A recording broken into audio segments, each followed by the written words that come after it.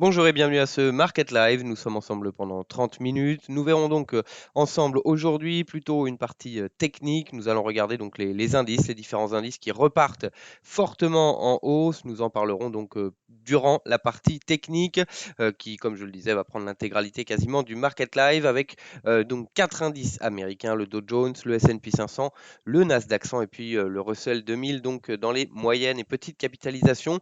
Et puis nous passerons en Europe avec le CAC 40 et le DAX 30 qui progressent également très bien depuis ce matin. Ce qui donc intéresse, ou en tout cas ce que les marchés surveillent actuellement, ce qui permet une nouvelle fois un fort rebond donc sur les indices, des PMI qui sont en augmentation, donc les PMI des services manufacturiers, même si la plupart sont encore en contraction, c'est donc une amélioration. Cela est tout à fait logique bien entendu, mais permet au marché de progresser. Et puis il y a également cette information, en tout cas cette annonce de Navarro cette nuit, qui a amené les futurs à fortement corriger donc pendant un court instant avant de démentir ou en tout cas de revenir sur ses propos. Le président également américain a rassuré sur cet accord commercial donc entre la Chine et les États-Unis. C'était donc des paroles de Navarro précisant que le trade deal, l'accord commercial était donc mort, était over. Donc par la suite, il a précisé que cela était sorti de son contexte et puis bien sûr, un tweet de Donald Trump a permis de rassurer les investisseurs, les algorithmes, et donc sont repartis immédiatement à la hausse. Donc Donald Trump précisait euh, que le trade deal n'était pas terminé, au contraire, qu'il espérait justement qu'il y aurait une accélération. En tout cas, une nouvelle information qui permet au marché également de rebondir, hein, alors que cet accord commercial est pour le moment bien loin de ce qui se passe actuellement, mais cela permet en effet aux investisseurs de s'intéresser à autre chose que cette augmentation du nombre de cas aux États-Unis ou encore principalement en Amérique du Sud, le Brésil avec plus d'1 million de cas maintenant. Nous avons donc une tendance haussière au niveau global et puis dans certains pays, Amérique du Sud, les États-Unis, même si bien sûr, si on regarde New York, cela est plutôt sur la bonne voie, qui réouvre d'ailleurs, comme en Europe, mais il y a de nouvelles augmentations. Les nouveaux également nouvelle hausse de nouveaux, enfin en tout cas des nouveaux cas en Chine, qui a amené à des restrictions dans certains quartiers de Pékin, qui est une ville quand même de 20 millions d'habitants. Également, on a vu Apple qui a donc fermé ses 11 magasins parce qu'il y a une hausse du nombre de cas. Et au niveau des États, au niveau des États-Unis, si on prend cas par cas, il y a un nombre assez important. Pour le président américain, c'est plutôt la hausse du nombre de tests qui amène à un nombre de cas supérieur. Mais lorsqu'on regarde les, euh, les statistiques, ou en tout cas euh, la proportion de tests qui devient positif, cela est tout de même extrêmement inquiétant et ne dépend probablement pas que de l'augmentation des tests. Donald Trump a une solution, c'est donc faire moins de tests pour avoir moins de cas. C'est une solution en effet efficace pour ne plus avoir de cas de coronavirus. En tout cas, les marchés restent focalisés, hein, sur les bonnes nouvelles, en tout cas oublie de regarder comme d'habitude les mauvaises nouvelles et donc les marchés, on va le regarder, sont en forte hausse et on vient casser justement des supports, des résistances importantes qui pourraient permettre justement une nouvelle accélération sur les indices,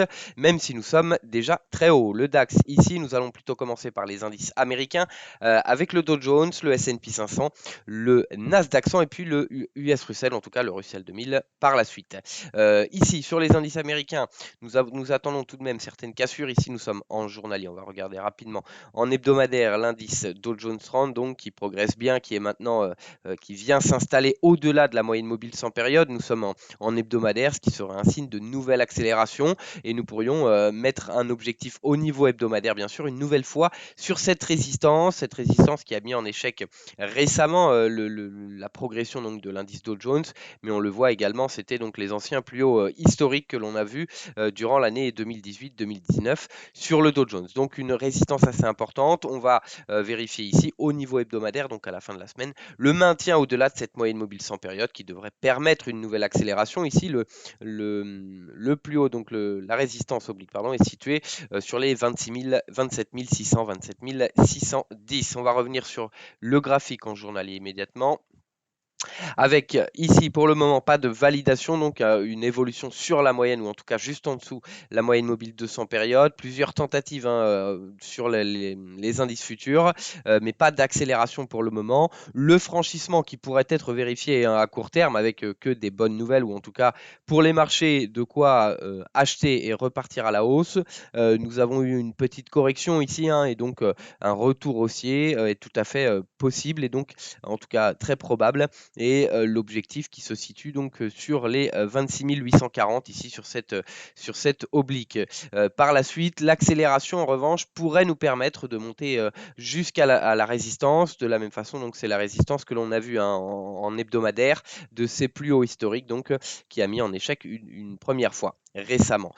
Donc au-delà ici de l'accélération, nous avons ici l'oblique et également donc ces 27 121 points avec le plus haut qui avait amené à une nouvelle accélération baissière ici en mars, situé donc sur les 27 100 points, 27 080 points. L'oblique ici se situe lui sur les 26 950 et donc une zone de résistance ici ou en tout cas d'objectif avant d'accélérer probablement vers cette résistance. Donc la zone plutôt sur les 26 950, 27 050 points, 27 070 points. Avec en cas d'accélération, donc retour sur ce plus haut, ce qui est tout à fait probable étant donné le comportement des marchés. C'est donc le Dow Jones ici. Nous passons maintenant au S&P 500 de la même façon qui est en train de tenter un dépassement actuellement de cette résistance que l'on avait vu dernièrement avec le rebond donc sur le bas en tout cas le support oblique ici et le dépassement immédiat de la moyenne mobile 200. Mais depuis plusieurs séances, nous sommes donc sous les 3150, 3143 ici, qui avait de la même façon, comme on l'a vu sur le Dow Jones, cette résistance mis en échec donc début mars, la tentative de rebond, donc avant une nouvelle chute importante. Ici donc la nouvelle tentative de dépassement hein, que l'on a déjà vu durant les dernières séances, mais on voit donc une accélération qui se profile donc après une correction qui pourrait amener justement à une nouvelle accélération haussière en cas de clôture au-delà. On n'a pas eu de clôture. La dernière clôture, en effet, avait amené à une accélération et avait permis de poursuivre donc légèrement cette hausse. Donc, on regarde avec attention au niveau journalier, c'est 3143, 3150. On va regarder en hebdomadaire où il y a peu de résistance ici. On a peu donc de niveaux à surveiller au niveau hebdomadaire. On va plutôt regarder dans un horizon de temps inférieur. On a ici donc le 4 heures de la même façon. L'accélération pourrait amener à un retour sur ce plus haut récent, en tout cas cette résistance située sur les 3230 qui pourrait donc amener à une nouvelle hésitation. Mais cela laisse tout de même une amplitude assez importante donc pour venir retester ce niveau sur 2,65%. Mais en cas de nouvelle accélération, on pourrait voir une accélération plus importante. Si l'on revient sur, et c'est à peu près le même constat hein, sur tous les indices, si l'on prend ici la dernière correction que l'on a eue hein, de début mai, de 7% environ. On a eu ici également une correction de 9%, donc un peu plus importante, et derrière une hausse assez importante, donc de 17%. Voilà, si on peut envisager le même type de hausse pour nous toucher un nouveau plus haut historique, nous sommes sur les 16% donc de hausse par rapport au plus bas qu'on a observé ici, qui est tout à fait possible.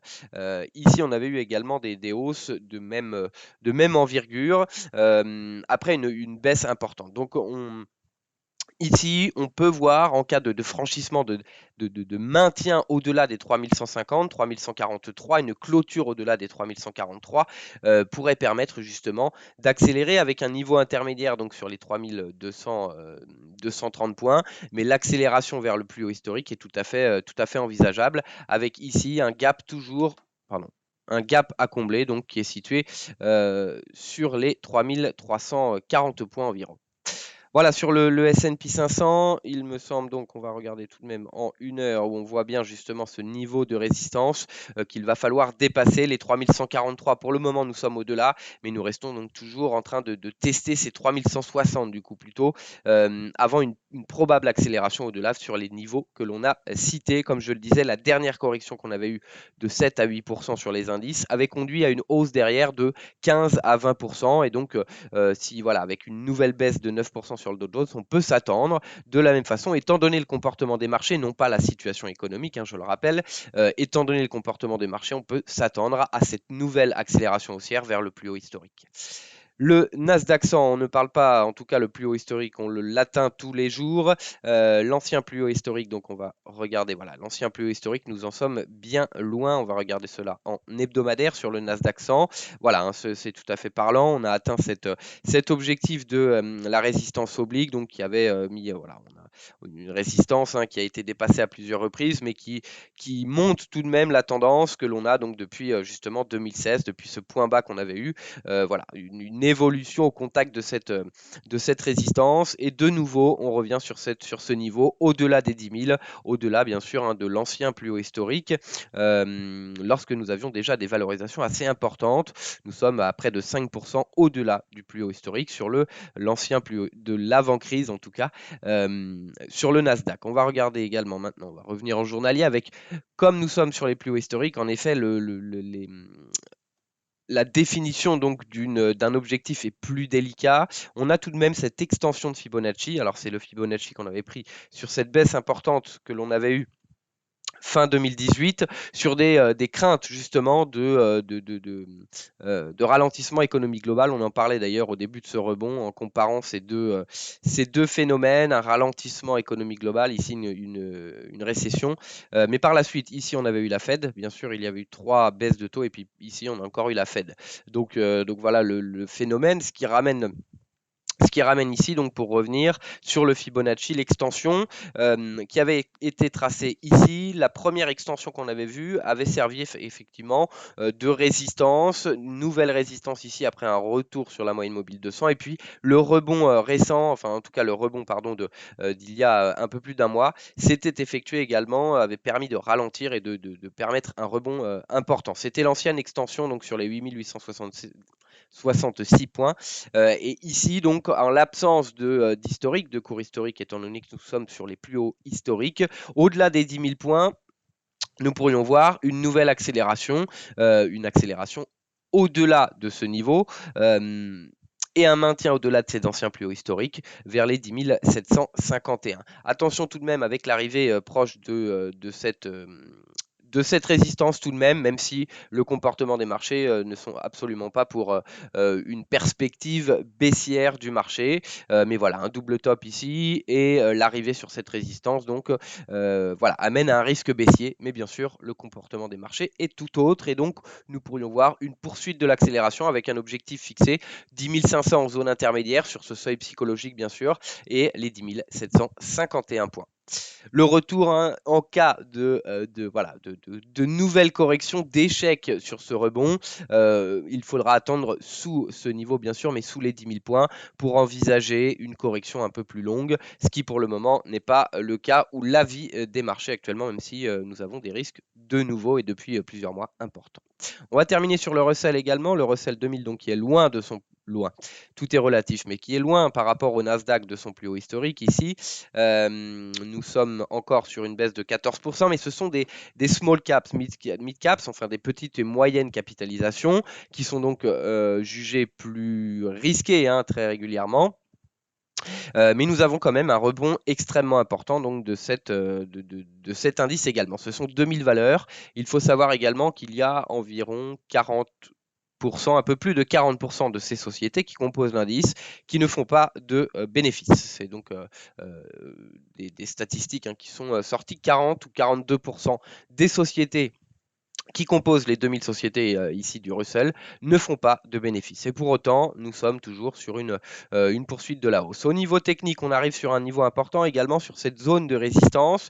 La zone de résistance donc qui a été testé à plusieurs reprises, donc même fin 2017, mais surtout ici en 2018 et puis 2019. On voyait ici, même si nous sommes allés plus bas, nous n'avons pas eu de clôture sous ce niveau. Sous la borne haute donc de cette zone de résistance durant donc 2017, malgré des tests et malgré des franchissements, 2017, 2018 également. Si l'on revient ici, cette clôture donc sous ce niveau a amené voilà, un retour sur le bas donc de la zone de de support. Et le nouveau franchissement du bas de la zone de support a amené, c'était en 2018, hein, à une baisse importante. On revient de la même façon ici, pas de clôture et pas d'accélération. Et là, ici, une clôture donc, sous ce niveau nous amène à tester ce bas de résistance, de support. Pardon. Donc c'est un support tout de même, une zone de support important que l'on va surveiller. Ici, de la même façon, hein, on a eu un retour ou en tout cas une zone de support qui a été testée de la même façon. Donc on va surveiller sur le Russell 2000, pardon, cette zone, le franchissement donc de ce haut de zone sur les 1461 pour venir tester les 1472. Et puis le franchissement ici pourrait nous amener donc sur les 1500, c'est donc l'objectif, hein, sur les 1500, sur le Russell, le 1500, le seuil des 1500 qui permettrait d'une part de franchir, de valider ce franchissement de la zone de support et de la moyenne mobile 200 périodes en journalier. Et donc en cas de retour, on surveillera avec attention une nouvelle fois cette zone de support. Voilà donc sur le Russell 2000, on va terminer donc en Europe. En Europe, nous avons des forts rebonds également à constater depuis le début de la séance. Malgré cette volatilité, on ne l'a pas vu sur les indices américains, cette volatilité donc amenée avec, voilà, ici, avec le commentaire de Navarro justement sur le dossier commercial, hein, c'est allé assez vite. Hein, donc voilà, un short et un rachat assez rapide. Donc on a tout de même perdu beaucoup de points ici en 30 minutes. On était sur les 12 400 points quasiment. On est descendu jusqu'aux 12 160 points. Donc tout de même une baisse assez importante pour revenir au même niveau et puis pour accélérer de nouveau. Ici on a accéléré donc avec les PMI notamment, mais c'était en début de journée. Donc l'accélération avec les PMI français qui sont tombés justement à 9h15, qui eux montraient effectivement toute activité en expansion, les services, le composite, le manufacturier, et donc qui a permis également aux indices allemands, à l'indice allemand en tout cas, en général, de progresser également, malgré tout de même de nouveaux cas de coronavirus, des nouveaux clusters, des nouveaux foyers de coronavirus en Allemagne, des restrictions, des lockdowns très ciblés, attention, mais tout de même une inquiétude qui semble contrôlée, hein, comme en Chine apparemment, mais tout de même c'est une inquiétude de cette 12e vague, même si en Europe, pour le moment, l'effort semble vraiment avoir porté ses fruits en tout cas, mais attention à cette deuxième vague, hein, qui pourrait être importante, peut-être pas aux États-Unis s'il n'y a plus de tests, hein, comme le préconise Donald Trump, mais voilà, l'économie reste mondiale et au-delà de l'économie également, voilà, on voyage énormément, même si c'est plus le cas. Le Brésil et l'Amérique du Sud sont en forte augmentation. Le Brésil, c'est réellement inquiétant avec plus d'1 million de cas et une augmentation. Il y a un mois, nous étions à 350 000 cas. Nous sommes maintenant à 1 million, donc multiplié par 3 en un mois tout de même. Donc c'est réellement inquiétant avec ce déni du président Bolsonaro. Donc attention, malgré donc on n'est pas dans l'inquiétude, hein, sur les marchés, loin de là. Malgré cette hausse, donc, il semble y avoir un trade deal qui fonctionne et nous avons donc des PMI qui rebondissent forcément avec les mois que nous avons eu précédemment. L'activité ne peut que rebondir et fort heureusement elle rebondit, mais c'est un mensuel, donc il va falloir également surveiller si ce rebond tient sur les mois suivants, les mois qui vont venir.